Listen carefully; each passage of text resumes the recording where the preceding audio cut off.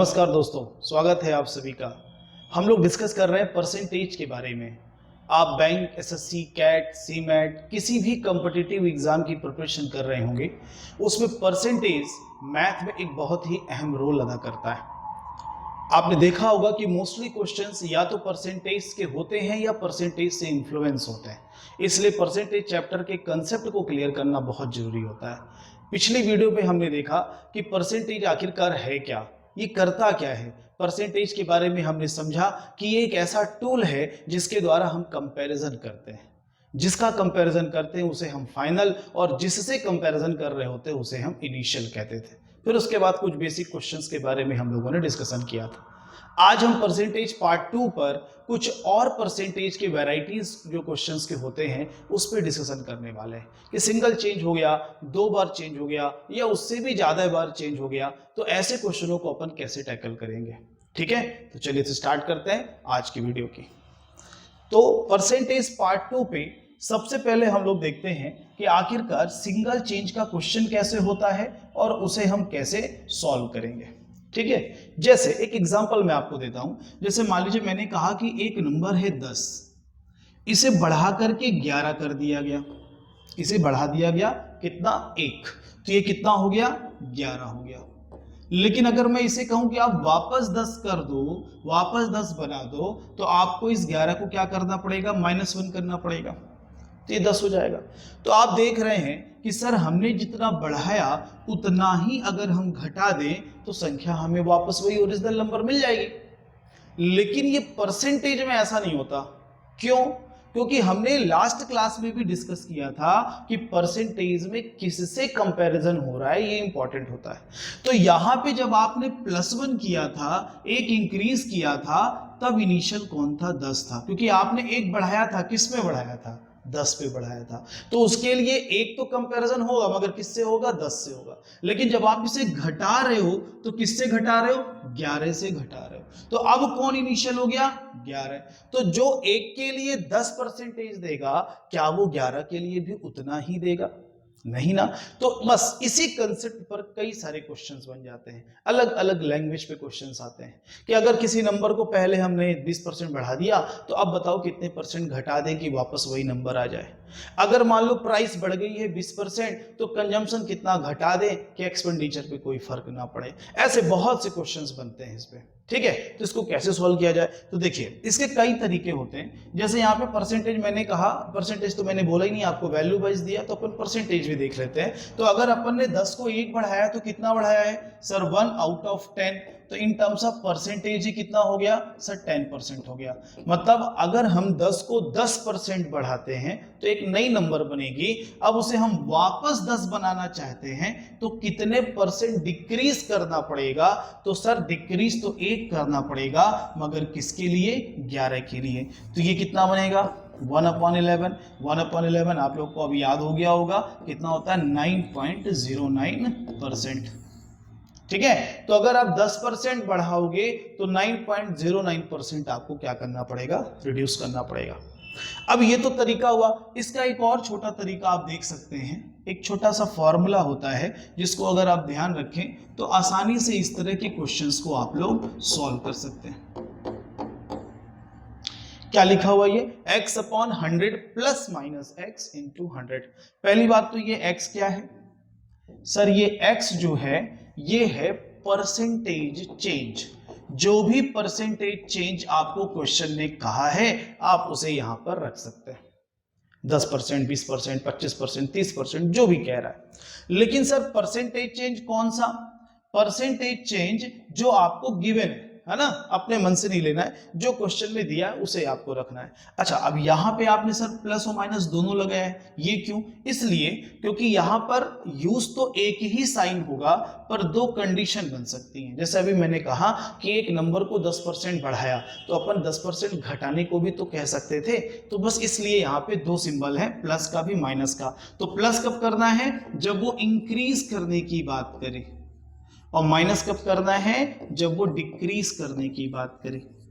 ठीक है, अगर संख्या को बढ़ाने की बात कर रहा है तो आप यहां प्लस यूज करना, घटाने की बात कर रहा है तो आप यहां माइनस यूज करना। ठीक है, और ये कहां पर यूज करेगा, जो भी गिवन इंफॉर्मेशन है, जो भी गिवन इंफॉर्मेशन है आपको, ये तीनों चीजें, ठीक है, जो भी परसेंटेज हो, इंक्रीज हो, डिक्रीज हो, जो भी जानकारी हमको दी गई है, जैसे अगर किसी संख्या को 10% बढ़ाया जाए तो ये जानकारी आपको बताई जा रही है, और एक जानकारी आपसे पूछी जाएगी, तो जो जानकारी पूछी जा रही है उसमें इंक्रीज डिक्रीज नहीं सोचना है, जो दी गई है उस पर देखना है कि सर अगर 10% बढ़ाना है तो ये जानकारी हमें बताई गई है, तो परसेंटेज कितना हो गया 10%, और बढ़ाने की बात कर रहा है तो अपन प्लस साइन यूज करेंगे, घटाने की बात करता तो माइनस साइन यूज करते हैं। जैसे इसी क्वेश्चन को देखते हैं कि सर अगर वो कह रहे हैं 10% बढ़ाने की बात कर रहे थे तो x की जगह 10 हो गया और डिनोमिनेटर हमारा 110 हो गया।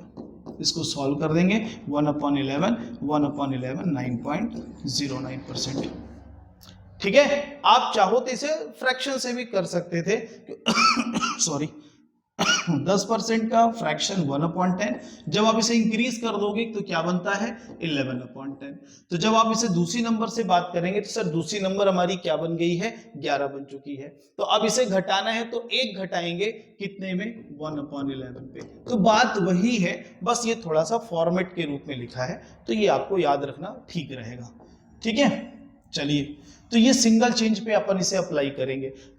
क्वेश्चन अभी हम प्रैक्टिस करेंगे, इस पे बेस्ड कितने क्वेश्चन बन सकते हैं, कैसे क्वेश्चन बन सकते हैं, लेकिन आपको पहले ये ध्यान रखना है कि जब सिंगल चेंज की बात करें, दो वेरिएबल के बीच में कंपैरिजन हो रहा है, केवल एक चेंज की बात हो रही है, तो हम इसे अप्लाई कर सकते हैं। ये किसी भी चैप्टर में यूज हो सकता है, प्रॉफिट लॉस में, एसआई सीआई में, कहीं पे भी यूज हो सकता है, क्योंकि जहां भी परसेंटेज होगा, चेंज की बात आएगी तो आप इसे अप्लाई कर सकते हैं। सिंगल चेंज है, आसानी से लगा दीजिए। किसी नंबर को 50% बढ़ाया गया, उसे वापस वो संख्या बनानी है तो क्या करना पड़ेगा, सर 50% यानी x 50 बढ़ाया तो 150 हो गया, 100 में 50 जोड़ के, ठीक है, तो कितना हो जाएगा 1/3, और 1/3 कितना होता है 33, राइट, 1/3 या 33.33% हमें उस नंबर को घटाना होगा वापस ओरिजिनल नंबर बनाने में।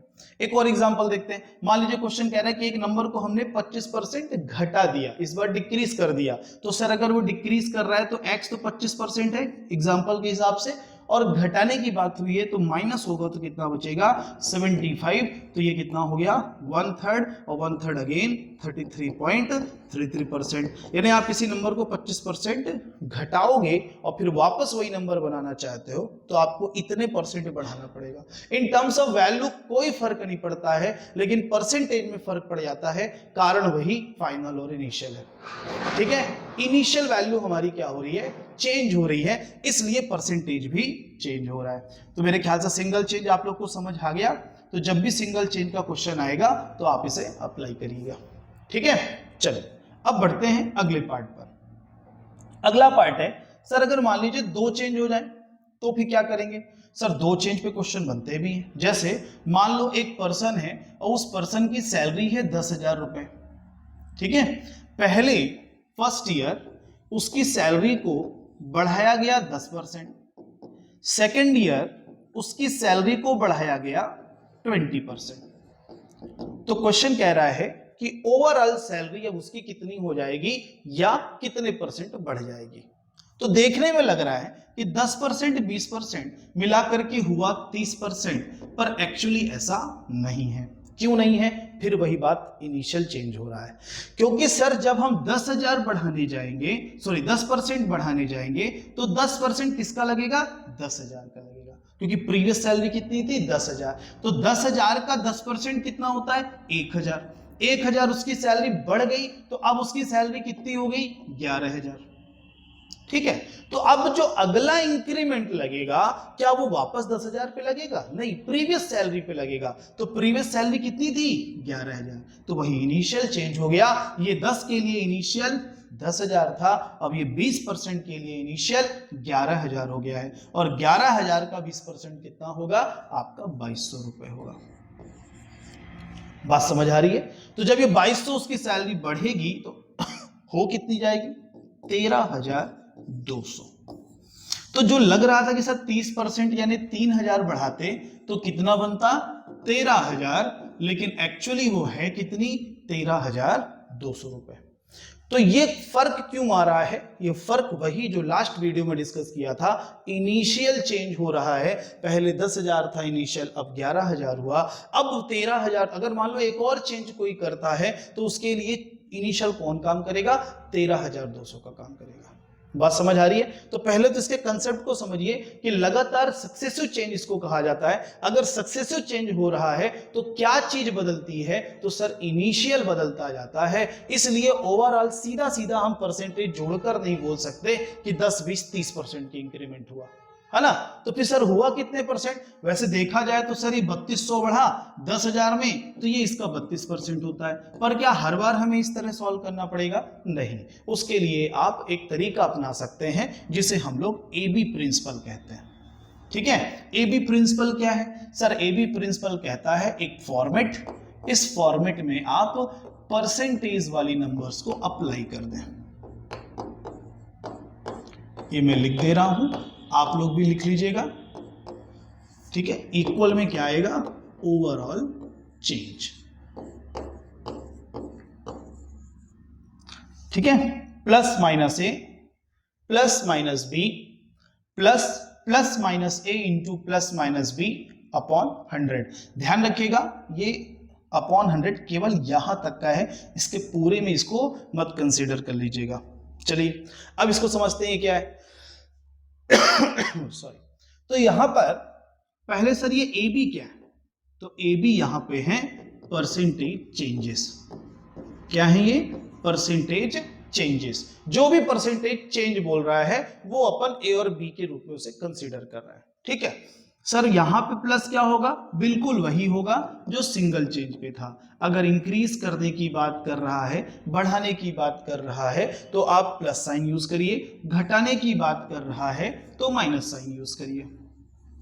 समझ आ रहा है? मोर देन, लेस देन ऐसे वर्ड भी वो लोग यूज कर लेते हैं। तो मोर देन, इंक्रीज एक ही जैसे हुआ, बढ़ाना या ज्यादा, है ना। सॉरी, इस पे लेस देन आएगा, इस पे लेस देन। तो मोर देन के लिए प्लस और लेस देन के लिए माइनस सिंबल हम लोग यूज करेंगे। चलिए अब सर एक एग्जांपल से इसको देखते हैं आंसर क्या आता है। पहले एक चीज और समझिए, इस पे आंसर पे जाने से पहले इसे समझना बहुत जरूरी है कि ये जो ओवरऑल चेंज मैंने लिखा है ये क्या है। सर जो दो चेंजेस करने के बाद ओवरऑल इफेक्ट आएगा ये वो वैल्यू बताएगा, लेकिन इसका सिंबल भी मायने रखेगा। अगर ओवरऑल वैल्यू हमारी पॉजिटिव आ रही है इसका मतलब ओवरऑल इंक्रीज हो रहा है, अगर ओवरऑल वैल्यू माइनस में आ रही है तो ओवरऑल आपका वैल्यू डिक्रीज हो रहा है। तो इसके वैल्यू परसेंटेज में क्या होगा ये तो ठीक है, प्लस माइनस का भी ध्यान रखिएगा क्योंकि इंक्रीज डिक्रीज ये दोनों अलग चीजें। अगर 10% में बढ़ाने को कहूं और 10% में घटाने को कहूं, क्या ये एक ही चीज है? नहीं ना। तो इस बात का आपको थोड़ा ख्याल रखना होगा। चलिए जैसे देखते हैं अपने एग्जांपल में क्या था। पहले 10% इंक्रीज हुआ था, पहले 10% इंक्रीज हुआ, फिर क्या हुआ था? 20% डिक्रीज हुआ था। तो पहले 10% इंक्रीज हुआ, फिर 20% डिक्रीज हुआ। तो इसका मतलब सर हमारे ए और बी क्या बन गए? 10 और 20 बन गए। और दोनों ही प्लस है क्योंकि दोनों ही इंक्रीज था, दोनों ही इंक्रीज है तो दोनों ही प्लस है। तो यहां पर साइन जो लिखा हुआ है प्लस माइनस, यहां दोनों जगह प्लस आएगा और यहां पे भी दोनों जगह प्लस आएगा। रख कर देखते हैं सर, अगर एक 10 है दूसरा 20 प्लस 10 इंटू 20 200 अपॉन 100। तो देखो 20 प्लस 10 30 और ये 2 आएगा तो ओवरऑल 32%। साइन कैसा आ रहा है? पॉजिटिव आ रहा है। तो अपन कहेंगे सर 32% क्या होगा? इंक्रीज होगा। 32% क्या होगा? इंक्रीज होगा। समझ आ रही है बात आप सबको? ठीक है, अगर मान लीजिए एग्जाम्पल ये कहता, इसको मैं थोड़ा हटा रहा हूं, अगर मान लीजिए एग्जाम्पल ये कहता कि सर पहला चेंज है 10% इंक्रीज बट दूसरा चेंज है 20% डिक्रीज, तब क्या आंसर होता? तो अब सर हमारा ए तो प्लस में है मगर बी हमारा माइनस है। अच्छा, यहां पर जो सिंबल आ रहा है, ये सिंबल जो आ रहा है इस पे थोड़ा ध्यान दीजिएगा। ये सिंबल डिपेंड करेगा इनके सिंबल के मल्टीप्लिकेशन पे। अगर दोनों प्लस हैं तो प्लस इंटू प्लस प्लस, अगर दोनों माइनस हैं तब भी माइनस इंटू माइनस ये प्लस ही आएगा। लेकिन अगर एक प्लस और एक माइनस है तो प्लस इंटू माइनस क्या आएगा, माइनस। तो जैसे इस क्वेश्चन में हमारे में एक प्लस है एक माइनस है, तो प्लस इंटू माइनस क्या आएगा, माइनस। अब यहाँ पे जब सिंबल हमने रख दिया यानी इन सिंबल का काम हो गया, अब केवल नंबर का काम बचा। तो नंबर क्या थी सर, 10 और 20। तो यहां पर देखो ये कितना आ रहा है, -10, और ये कितना आ रहा है, -2। तो ओवरऑल कितना आ रहा है, -12। आंसर क्या देंगे सर, 12% डिक्रीज होगा, है ना, माइनस में आ रहा ना, इसलिए अपन क्या बोलेंगे, 12% डिक्रीज हो रहा है। बात समझ आ रही है? तो सिंबल का थोड़ा ध्यान रखना है, ठीक। अच्छा, ये ए बी प्रिंसिपल आपका परसेंटेज बस में, वैसे भी परसेंटेज की जितनी भी चीजें आप पढ़ रहे हैं ये केवल परसेंटेज चैप्टर में यूज नहीं होने वाली है, बहुत जगह यूज होगी।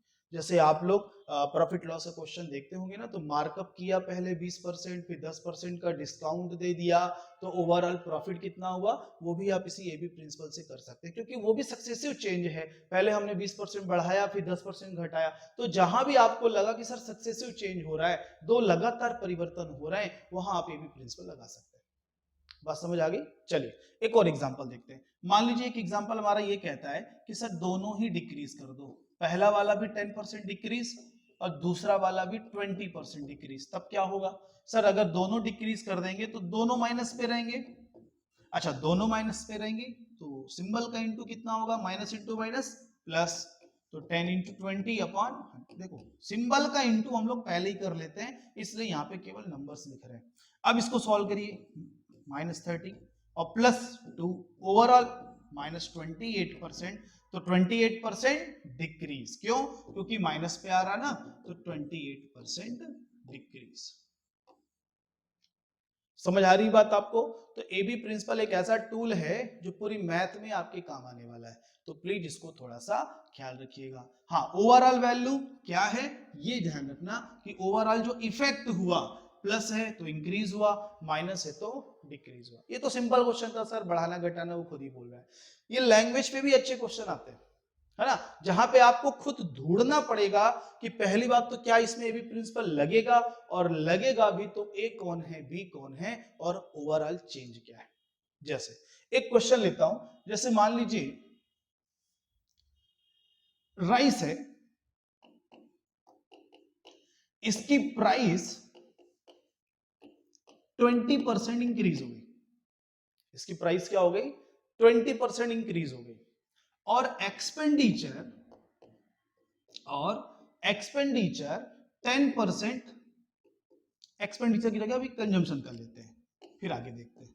कंजम्पशन 10% डिक्रीज हो गया, खपत, कंजम्पशन मतलब उसकी खपत, तो कीमत बढ़ी 20%, खपत लोगों ने 10% कम कर दी।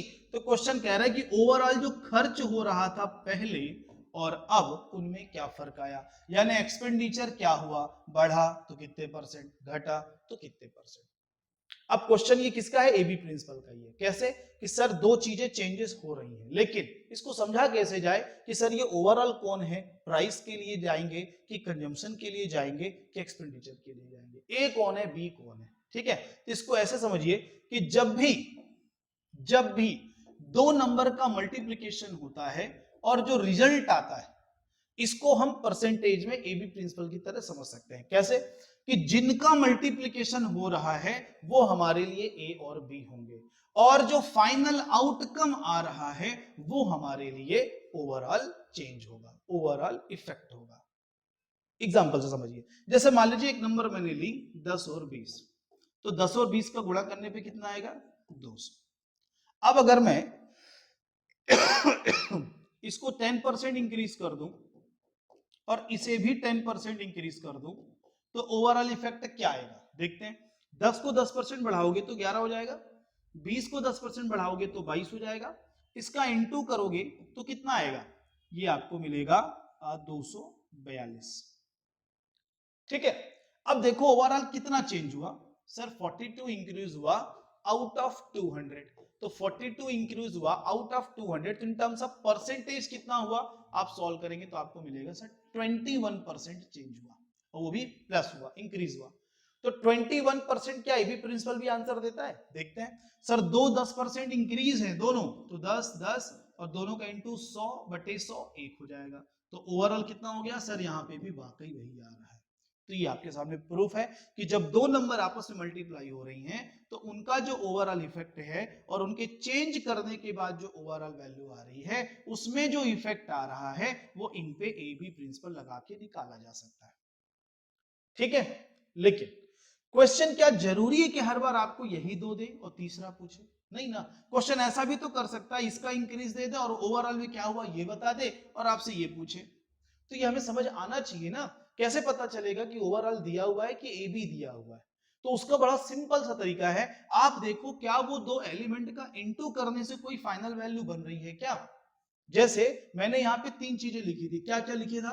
Price, consumption, expenditure. इनमें क्या रिलेशन है? प्राइस मतलब कीमत, जैसे मान लो चावल है 40 रुपए पर केजी, ये उसकी कीमत कहलाती है प्राइस। 40 रुपीज पर केजी ये रेट कहलाता है उसकी प्राइस। कंजम्पशन, हम कितना खरीद रहे हैं, मान लो हमने 5 केजी परचेस किया, 5 किलोग्राम हमने खरीदा, तो हमारा खर्च कितना हुआ, एक्सपेंडिचर कितना हुआ, आप इंटू करते हो ना, तो 40 इंटू 5 करने पे क्या आएगा, 200 आएगा। तो यहां पे प्राइस, यहां कंजम्पशन और ये एक्सपेंडिचर, तो प्राइस और कंजम्पशन इनटू होकर के एक्सपेंडिचर आ रहे हैं, तो इसलिए सर एक्सपेंडिचर हमारा काम करेगा ओवरऑल इफेक्ट वाला और बाकी ये दोनों ए बी के काम के आएंगे। ठीक है, तो ए बी प्रिंसिपल के हिसाब से इस क्वेश्चन का आंसर हम निकाल सकते हैं क्या, कि सर पहले 20% इंक्रीज हुआ प्राइस, 10% कंजम्पशन डिक्रीज हुआ, ओवरऑल इफेक्ट क्या होगा, plus into minus minus, 200 upon 100, solve करने पे 30 माइनस 2, 28%, और वो भी पॉजिटिव वैल्यू आ रही है, यानी हमारा एक्सपेंडिचर 28% बढ़ जाएगा। बात समझ आई? 20%, सॉरी यहाँ पे 18 होगा, 20 में 10 10 आएगा। ठीक है, तो हमारा एक्सपेंडिचर क्या हो जाएगा, 18% बढ़ जाएगा। प्राइस कितनी बढ़ी थी, 20%, कंजम्पशन 10% कम कर देने के कारण हमारा जो एक्सपेंडिचर है वो कितने, 18% इंक्रीज हो जाएगा। ऐसे अपन क्वेश्चन को समझ सकते हैं। जैसे मान लीजिए क्वेश्चन आ गया कि एक रेक्टेंगल है, आयत है, उसकी लंबाई और चौड़ाई के बीच में चेंजेस दिया हुआ है कि लेंथ 10% इंक्रीज कर दिया, ब्रेथ 20% इंक्रीज कर दिया, आपसे कह रहा है कि ओवरऑल एरिया में क्या इफेक्ट आएगा। तो देखो एरिया क्या होता है, लेंथ इंटू ब्रेथ, एरिया क्या होता है, लेंथ इंटू ब्रेथ। तो यहाँ पे किन का इंटू हो रहा है सर, लेंथ और ब्रेथ का, तो क्या आ रहा है, एरिया। तो एरिया क्या बनेगा, ओवरऑल इफेक्ट, ओवरऑल चेंज जो होगा, और ए बी का काम कौन करेंगे, लेंथ और ब्रेथ करेगा। अगर आप एरिया का चेंज बता दोगे तो उसको ओवरऑल की जगह रखेंगे। जैसे मान लो इसी क्वेश्चन पे क्वेश्चन ये कह रहा होता कि प्राइस 20% इंक्रीज हुई और एक्सपेंडिचर 8% ही इंक्रीज हुआ, एक्सपेंडिचर 8% ही इंक्रीज हुआ। ठीक है, तो आपको बताना है कि ओवरऑल कंजम्पशन क्या हुआ था, घटा था कि बढ़ा था। अब इसके पहले वाले एग्जांपल पे जो हम लोगों ने सॉल्व किया था उसका थोड़ा आंसर सही कर लीजिएगा, उसमें मैंने शायद 18 बोल दिया है, उसमें आंसर 8% ही आएगा। ठीक है, थोड़ा सा एरर है, उसको सुधार लीजिएगा। ठीक, चलिए वापस आते हैं इसी क्वेश्चन पे। तो यहां पर क्वेश्चन क्या रहा है कि प्राइस को बढ़ाइए 20%, कंजम्पशन में क्या हुआ ये हमें पता करना है, एक्सपेंडिचर क्या हुआ है, 8% इंक्रीज हुआ है। तो एक्सपेंडिचर क्या है, ओवरऑल इफेक्ट, ये हमें पता होना चाहिए। कैसे पता चलेगा सर, इन दोनों का इनटू करने से ये आता है, इसका मतलब ये ओवरऑल इफेक्ट होगा, ये ए बी का काम करेंगे। अब ए हमको पता है, बी नहीं पता सर। अच्छा, ये दिख रहा है कि प्राइस अगर 20% बढ़ी है तो कंजम्पशन तो घटाना पड़ेगा, तभी ये 8 होगा। ठीक है, तो कंजम्पशन घटा होगा, और क्वेश्चन जनरली ये इन्फॉर्म भी कर देते हैं। तो घटने से क्या पता चलता है, साइन उसका माइनस रखना है, तो plus into minus minus, 20 into b upon 100 equal 8। ठीक है, इसको जब अपन सॉल्व करेंगे तो सर ये 1/5 हो गया, ये दोनों निगेटिव वैल्यू उधर करके 8 को इधर लाएंगे, तो 20 में 8 माइनस होगा तो कितना बचेगा आपका 12, और ये आपस में सॉल्व हो गए 5b और 1b, 6b/5। इन दोनों को मैंने इधर साइड चेंज किया और ऐड कर लिया। अब देख लो कैसे है ना, b प्लस b/5, इसको सॉल्व करके आपको ये मिलेगा। तो 6 2 जा तो b, 5 2 जा 10%, यानी सर आपको कंजम्पशन 10% क्या करनी पड़ेगी, डिक्रीज करनी पड़ेगी, तब जाके एक्सपेंडिचर पे केवल 8% का ही इंक्रीमेंट होगा। समझ आ गई बात? ठीक है, तो इस तरीके से अपन एबी प्रिंसिपल के जरिए दो चेंजेस के क्वेश्चन को आसानी से सॉल्व कर सकते हैं। खास तौर से कब, जब वो परसेंटेज इफेक्ट हमसे पूछे या हमें जरूरत हो कहीं पर ये निकालने की कि ओवरऑल आखिरकार चेंज हुआ क्या। ठीक है, तो छोटे छोटे टूल्स हैं, ये आप इनको तैयार करते चलिए, ये आपके बहुत काम आने वाले हैं। चलिए सर, दो चेंज हो गया, अगर दो से भी ज्यादा चेंज हो गया तो, मल्टीपल चेंज हो गया तो सर वो भी हो जाएगा। एक तो ये भी प्रिंसिपल बार बार लगा के भी आप कर सकते हो, जैसे मान लो एक हुआ 10% इंक्रीज, एक हुआ 10% डिक्रीज, अब किसी ने कहा कि नहीं अब करिए 10% इंक्रीज फिर से, यानी 1 2 3 चेंजेस। तो जब 3 चेंजेस करेंगे तो क्या होगा सर, एबी प्रिंसिपल तो दो के लिए ही बोलता है। बिल्कुल, पहले दो वाला सॉल्व कर लीजिए, है ना, प्लस इंटू माइनस माइनस 100/100, ये ओवरऑल कितना आएगा -1%। अब ये -1 को इसके साथ एबी प्रिंसिपल पे यूज कर लीजिए। तो अगर इसको अपन रखते हैं तो सर वो इंक्रीज है, ये डिक्रीज है, plus into minus minus 10 into 1/100, तो कितना बनेगा सर 9 माइनस 0.10। तो ओवरऑल वैल्यू कितनी आ रही सर 8.9% इंक्रीज। एक ये भी तरीका है, लेकिन अगर मान लो 4 चेंज है 5, तो ऐसे करने में बहुत टाइम जा सकता है, तो अपन इसको थोड़ा और सिंपल करते हैं। इसके लिए अपन यूज करेंगे मल्टीप्लाइंग फैक्टर। मल्टीप्लाइंग फैक्टर ये क्या होता है, जैसे मान लो, पहली बात तो ये क्लियर रखिएगा, कोई भी नंबर खुद की कितने परसेंट होती है, 100% होती है। कोई भी नंबर खुद की 100% होती है। अब अगर मैं उसे 10% इंक्रीज करूंगा तो कितनी बन जाएगी सर, 110% बन जाएगी। अगर मैं 10% डिक्रीज करूंगा तो कितनी बन जाएगी सर, 90% बन जाएगी। अगर ये आप समझते हो तो आप मल्टीप्लाइंग फैक्टर समझते हो। इंक्रीज बोल रहा है तो 100 में ऐड कर लो, डिक्रीज बोल रहा है तो 100 में सब्सट्रैक्ट कर दो। अगर वो परसेंटेज आपके रेसिप्रोकल्स में है तो आप रेसिप्रोकल में कैसे इंक्रीज डिक्रीज करते हैं वो भी लास्ट वीडियो में देख लिया है। जैसे मान लो कहीं पे क्वेश्चन कह रहा है किसी नंबर को 14.28% इंक्रीज करना है, तो 14.28% होता कितना है 1/7। तो 1/7 जब इंक्रीज होता है तो मैंने क्या बताया था, दोनों ऐड हो जाते हैं, न्यूमरेटर और डिनोमिनेटर में कोई फर्क नहीं पड़ता। यही अगर डिक्रीज करने की बात कर रहा होता तो ये दोनों सब्सट्रैक्ट हो जाते हैं और डिनोमिनेटर में कोई फर्क नहीं पड़ता। तो ये इंक्रीज के लिए, ये डिक्रीज के लिए। लेकिन अगर कुछ ऐसे परसेंटेज आ गए जिसका आपको रेसिप्रोकल नहीं पता तो भी आप उसे इस तरह से बना सकते हो। बात समझ आ गई। जैसे मान लीजिए आपको डायरेक्टली आगे 12% इंक्रीज करना है तो आप सीधा लिख सकते हो सर 112%। 15% इंक्रीज करना है, वैसे 15% का 3/20 कर सकते हो, लेकिन अगर नहीं पता तो आप ऐसे भी उसे लिख सकते हैं 115%। बात समझ आ रही है। तो ये अपन लगातार यूज कर सकते हैं कितने भी चेंज क्वेश्चन कहे।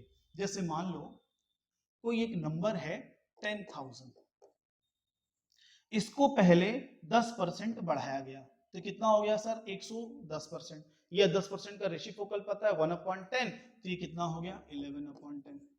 जिन्होंने 110% लिखा होगा उनके लिए एक जीरो जैसे ही कैंसिल करोगे तो यही बन जाना है। ठीक है, फिर अगर मान लो अगली बार कह रहा है कि सर अब अगली बार हमने उसे 20% इंक्रीज कर दिया, तो जब हम उसे 20% इंक्रीज करेंगे तो कितना बन जाएगा, 20% का रेसिप्रोकल 1/5 इंक्रीज करेंगे तो 6/5। जिनको रेसिप्रोकल नहीं पता वो क्या करेंगे, 20% बढ़ाया तो सर 120% हो गया होगा, तो देखो ना डिवाइड करने पे वही तो आ रहा है। ठीक, तो आपका बस एक स्टेप का काम बढ़ जाएगा अगर रेसिप्रोकल नहीं पता है तो। चलिए नेक्स्ट, अगर अगली बार कह रहा है कि क्वेश्चन 30% डिक्रीज कर दिया, 30% घटा दिया, तो सर 30% घटा देंगे तो कितना बचेगा 70%, है ना।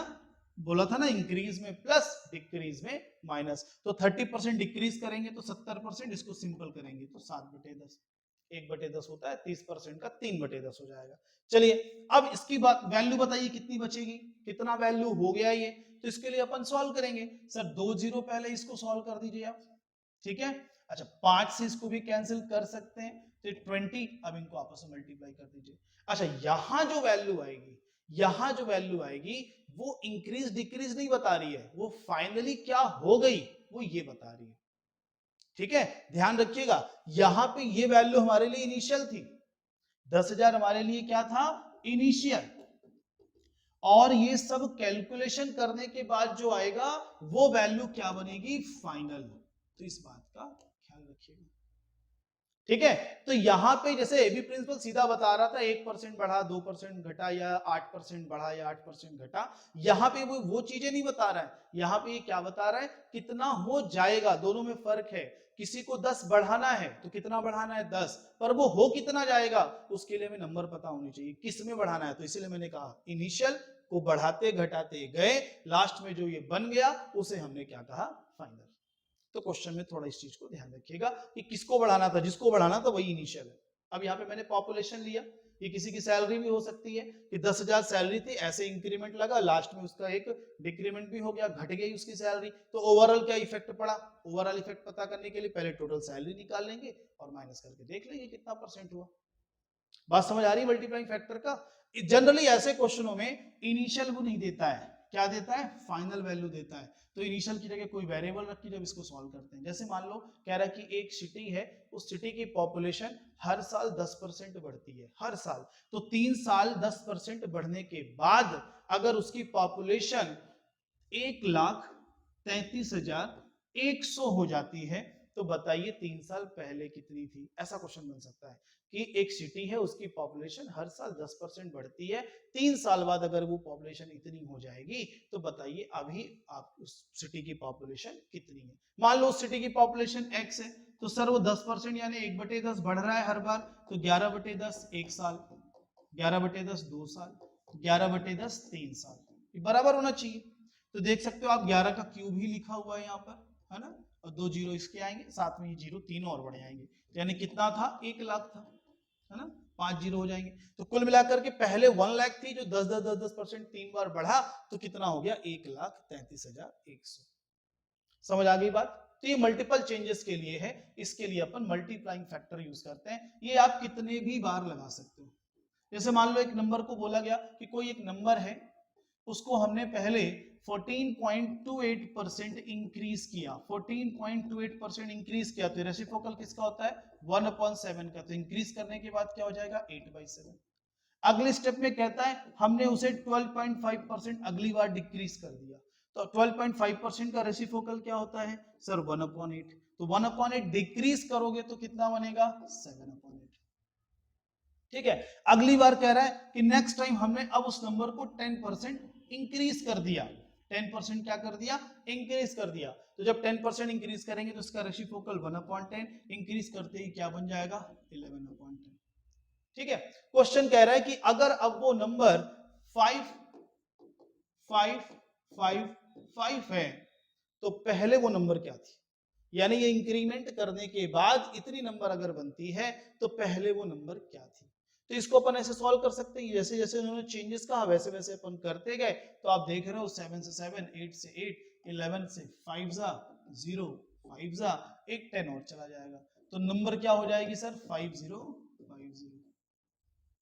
इस तरीके से आप मल्टीपल चेंजेस के भी क्वेश्चन देखो। ये multiple changes, 2 changes, single changes, percentage पे डायरेक्ट क्वेश्चन भी बनते हैं, और जैसे मैंने कहा इसका हर चैप्टर में यूज होने वाला है, हर जगह यूज होने वाला है। प्रॉफिट लॉस में ए ने बी को बेचा 10% के प्रॉफिट में, बी ने सी को बेचा 20% के प्रॉफिट में, फिर सी ने डी को बेचा 8% के प्रॉफिट में, डी ने ई को बेचा 5% के लॉस पे।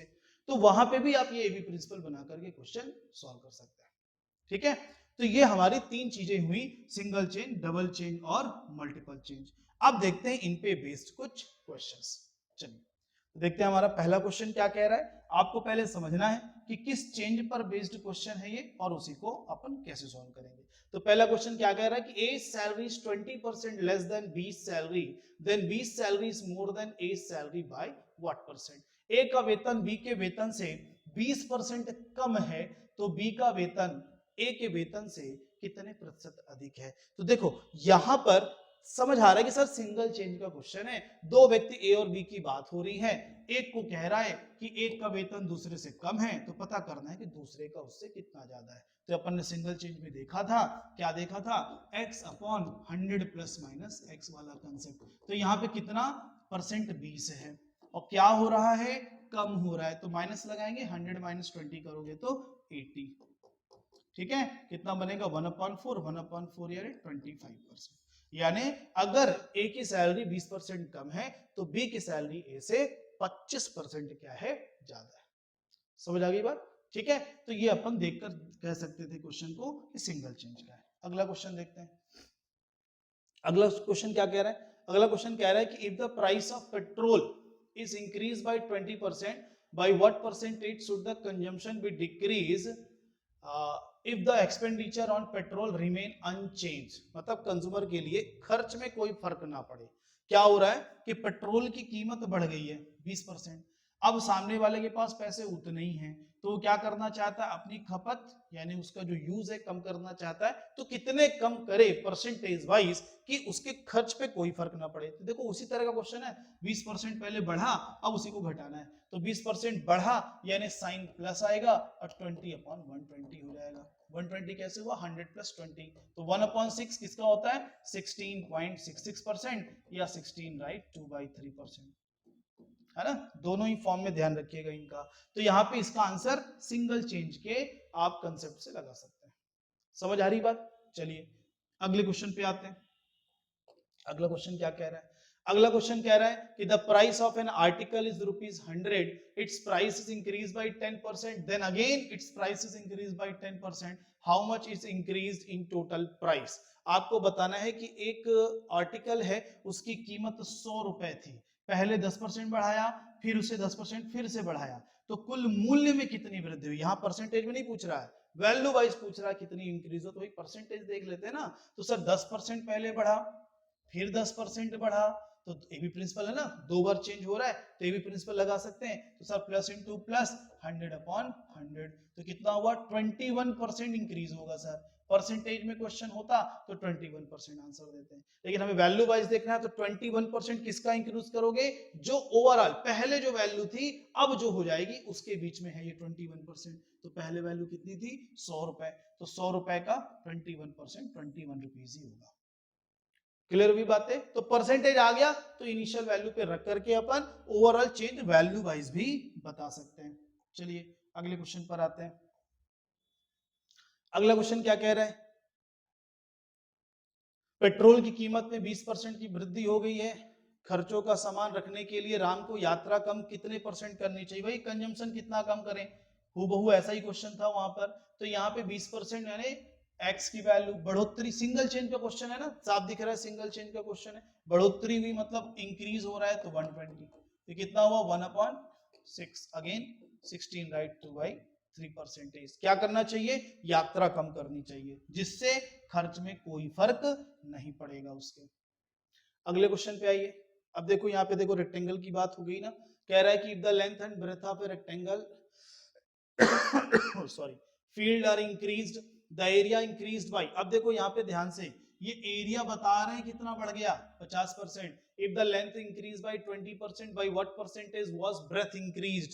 देखो क्वेश्चन जो मैंने आपको समझाया था कि है तो सर ए बी प्रिंसिपल का, 2 चेंजेस की बात आ रही है, लेकिन 50% क्या ए और बी है? नहीं, 50% एरिया। एरिया किससे बनता है? लेंथ इनटू ब्रेथ से। आयत की बात हो रही है तो लंबाई गुणे चौड़ाई से बनता है। तो सर एरिया हमारे लिए ओवरऑल इफेक्ट है, ये ए और बी की जगह नहीं आएगा, तो ए और बी की जगह लंबाई और चौड़ाई आएंगे। तो लंबाई तो आपने दी है 20% इंक्रीज, चौड़ाई नहीं दी है, तो अपन बी की वैल्यू निकालनी है यहाँ पे। तो लंबाई कितने %? 20%। अच्छा चौड़ाई भी बढ़ानी पड़ेगी क्योंकि ओवरऑल 50% है, तो प्लस 20b/100 ओवरऑल 50। क्योंकि अगर आप 50 यहां रख दोगे आंसर बिल्कुल आपका गलत हो जाएगा। तो थोड़ा सा यहाँ पे जल्दबाजी मत करिएगा, आराम से लगाइएगा। जब आपके समझ में आ जाए तो फिर आपकी स्पीड भी बढ़ जाएगी। तो 20 इधर माइनस करोगे तो कितना हो जाएगा? ये 36 5 तो बी की वैल्यू कितनी बनी? 25%। ठीक है, तो एक तो अपन कह सकते हैं कि सर अगर लेंथ 20% बढ़ा रहे हो तो ब्रेथ 25% बढ़ाओ, तो ओवरऑल एरिया में कितने फर्क आएगा? 50% का फर्क आएगा। तो ये ए बी प्रिंसिपल का ही क्वेश्चन था, लेकिन इसने ए और बी में से किसी एक को मिस किया और ओवरऑल दे दिया आपको। तो ये समझ आपकी डेवलप होनी चाहिए कि हम कैसे समझे कि ए बी प्रिंसिपल का क्वेश्चन है या नहीं, और फिर लगाना कैसे है उसका। ठीक है, तो इसलिए इस कंसेप्ट को बार बार अच्छे से रिपीट कर करके देखिएगा। चलिए बढ़ते हैं अगले क्वेश्चन पे। अगला क्वेश्चन क्या कह रहा है? कह रहा है कि यदि if the price of the product is first decrease by 25% and then increase by 20%, then what is the percentage change? सीधा एबी प्रिंसिपल का क्वेश्चन है कि कोई एक वस्तु है, उसकी कीमत पहले 25% घटाई गई है, फिर 20% बढ़ाई गई है, तो कीमत में कितना प्रतिशत का परिवर्तन हुआ? तो सर 25% क्या हो रहा है? घटाया गया है। 20% क्या हो रहा है? बढ़ाया गया है। तो माइनस प्लस माइनस, 25 गुणे 20 500 सीधे लिख सकते हैं आप, और बटे में 100 है तो 5 हो जाएगा। ठीक, अब इसको सॉल्व करिए, तो सर यहां से -5, यहां से -5, तो ओवरऑल कितना हुआ सर? -10%। तो माइनस मतलब डिक्रीज, ओवरऑल क्या होगा? 10% वो डिक्रीज हो जाएगा। क्या? Price of the product. बात समझ आ रही है? तो एबी प्रिंसिपल पे बेस्ड क्वेश्चन था ये। चलिए अगले क्वेश्चन पे देखते हैं। अगला क्वेश्चन क्या कह रहा है कि the value of a washing machine depreciate का मतलब घटना ही हुआ, depreciate at the rate of 10% every year if its present value is 8748, then what was the price of the washing machine 3 year ago. कि वॉशिंग मशीन का मूल्य हर साल 10% की दर से घट रहा है, यदि इसका वर्तमान मूल्य इतना है तो 3 वर्ष पूर्व कितना था?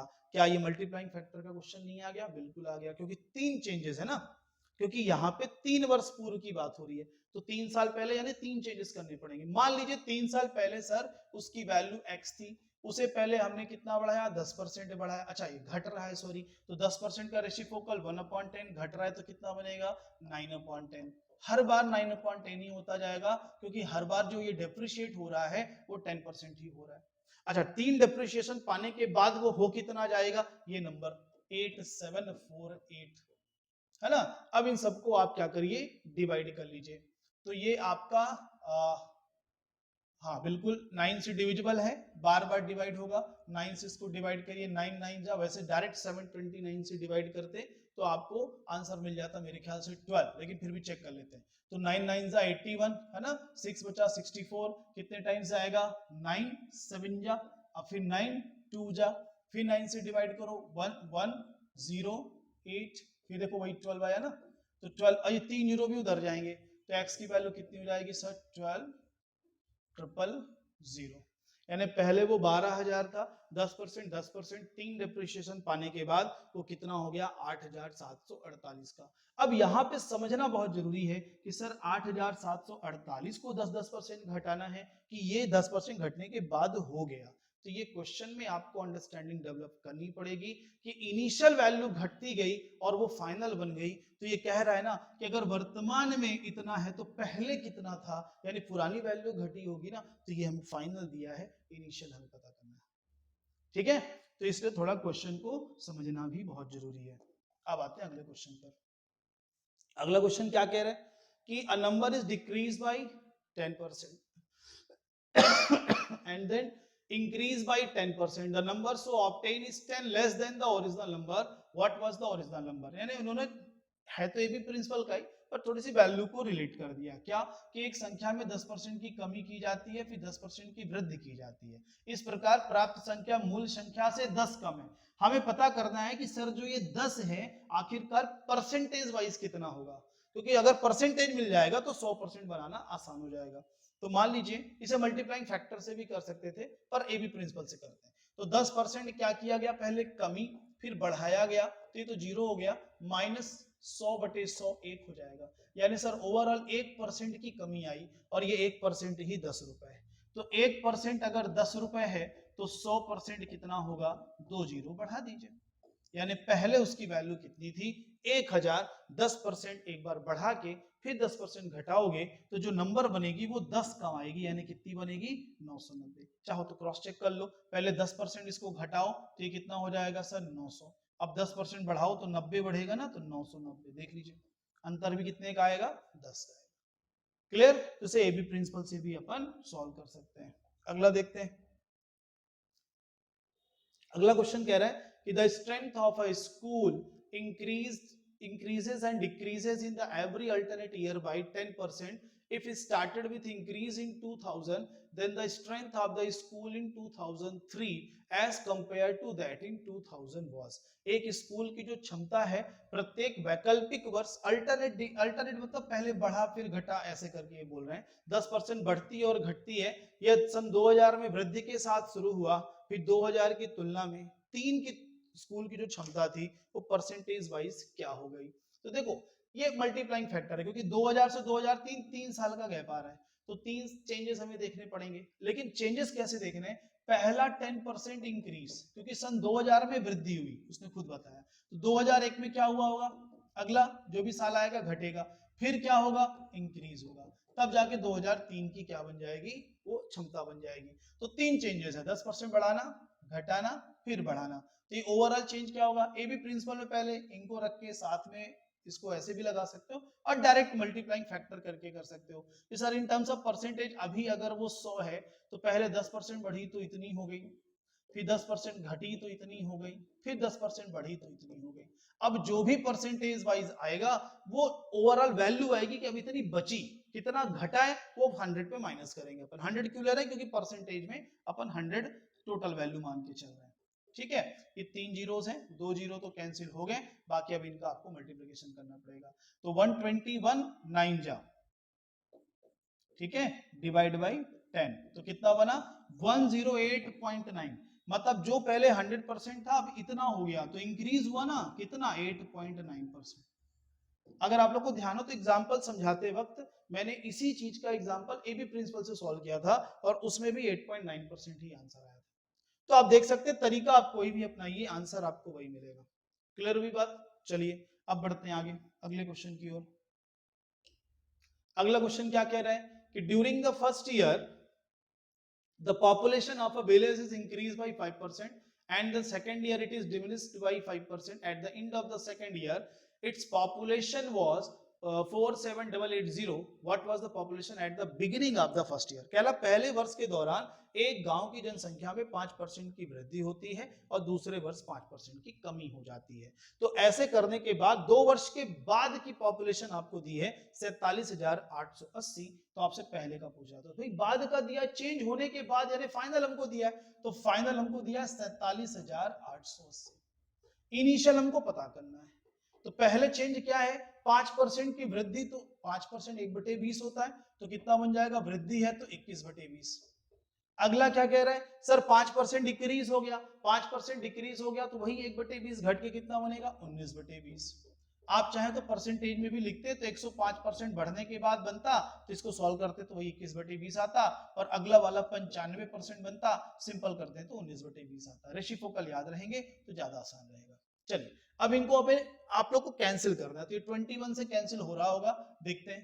तो 21 2 जा 42, 5 हुआ 58, 21 2 जा अगेन 42, 16 बचा 168, 21 8 जा, 21 8 जा होता है। अच्छा साथ में एक जीरो भी था। अब यहां पर अपन 19 से डिवाइड करते हैं, तो 19 1 जा 19, 3 19 2 जा 38। चलिए अब ये दो दो इस पे जाके मल्टीप्लाई होंगे, जीरो बढ़ जाएंगे, तो 48 और 000। इसका मतलब पहले 48,000 थी, 2 चेंजेस के बाद इतनी हो गई। ठीक है, इस तरीके से अपन आंसर दे सकते हैं। तो वैल्यू वाइज बताना है तो मल्टीप्लाइंग फैक्टर सही रहता है, अगर परसेंटेज बताना है तो एबी प्रिंसिपल ठीक रहता है, अगर 2 चेंजेस है तो।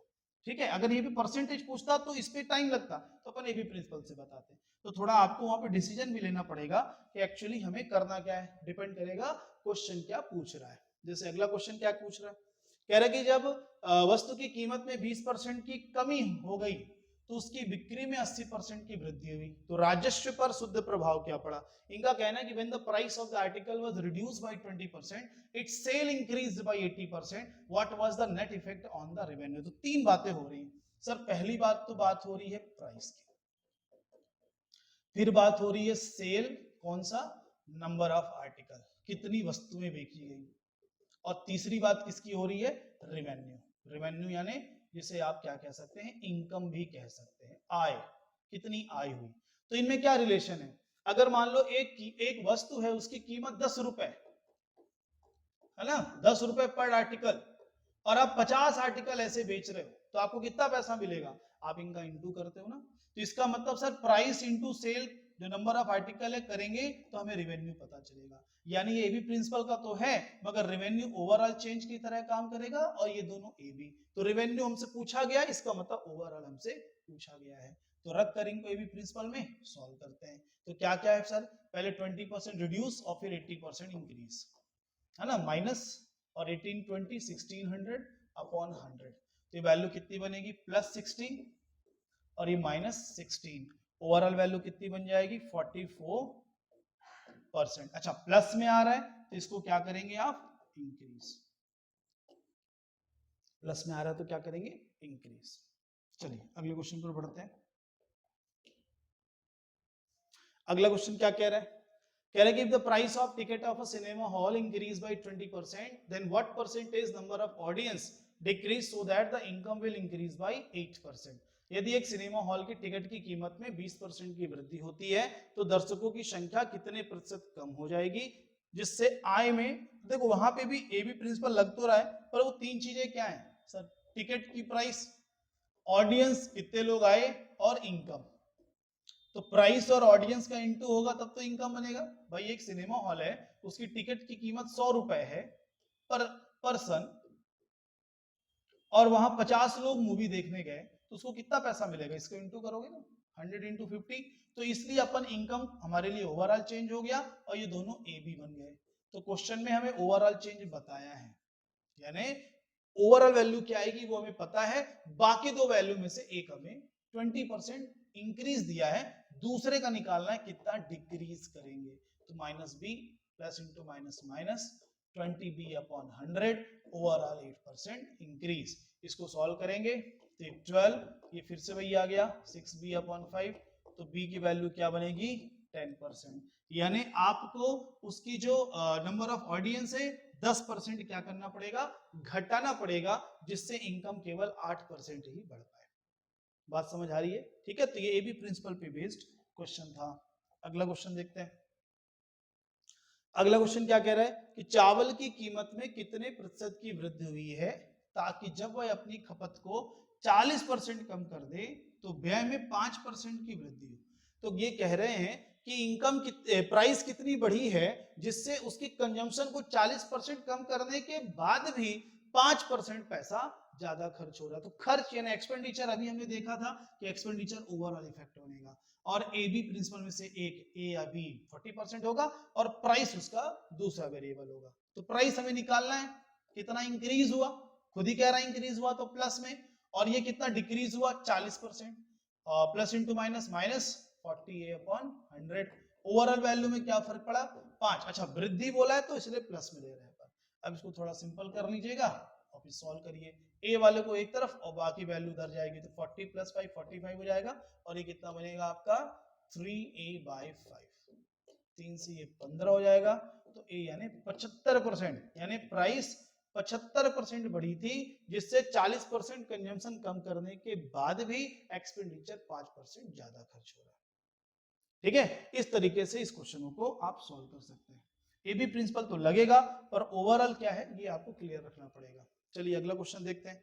अगला क्वेश्चन क्या कह रहा है कि population of a city will increase by 14.28%, in first year 12.5%, in second year 11.11%, in third year if population of city after 3 year will be this, then find the current population। देखो ये A B principal से बढ़ के थोड़ा 3 changes हो गए, इसका मतलब मल्टीप्लाइंग फैक्टर का है। और परसेंटेज भी कैसे दिए हुए हैं, सब रेसिप्रोकल्स है, तो आपको ध्यान रखना होगा कि रेसिप्रोकल क्या होता है। तो 14.28% क्या है 1/7, और क्या हो रहा है 14.28%, ये सब इंक्रीज हो रहे हैं तो 1/7 इंक्रीज होगा तो 8/7। अगला कितना परसेंट है 12.5 सर 1/8 होता है, इंक्रीज हुआ तो कितना होगा 9/8। अगला क्या है आपका 11.11%, ये किसका होता है 1/9 का होता है, 1/9 ये भी इंक्रीज हो रहा है तो कितना हो जाएगा 10/9, और ये बराबर वैल्यू कितनी हो जाएगी 72,000। अब इसको सॉल्व कर लेना आपको, तो ये आपका 8 से 8 कैंसिल हो जाएगा, ये आपका 9 8 जा हो जाएगा और ये 10 से एक 0 कैंसिल हो जाएगा।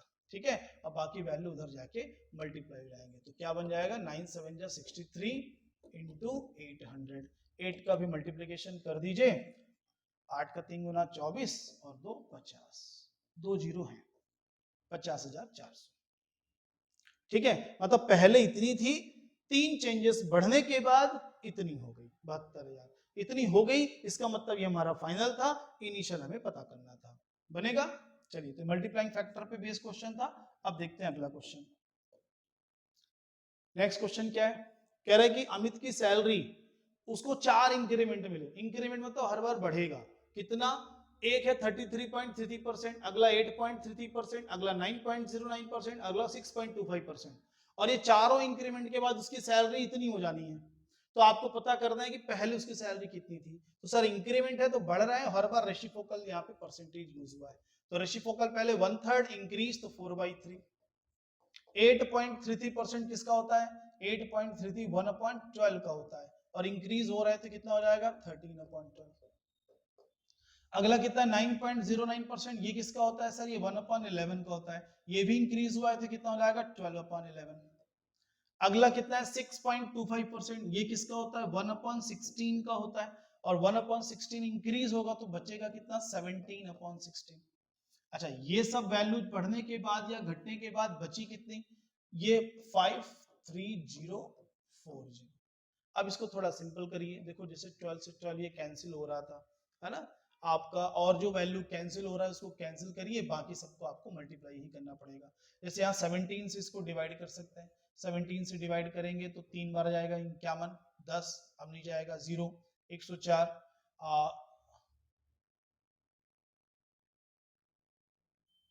ये कैंसिल नहीं हो रहा है मेरे ख्याल से,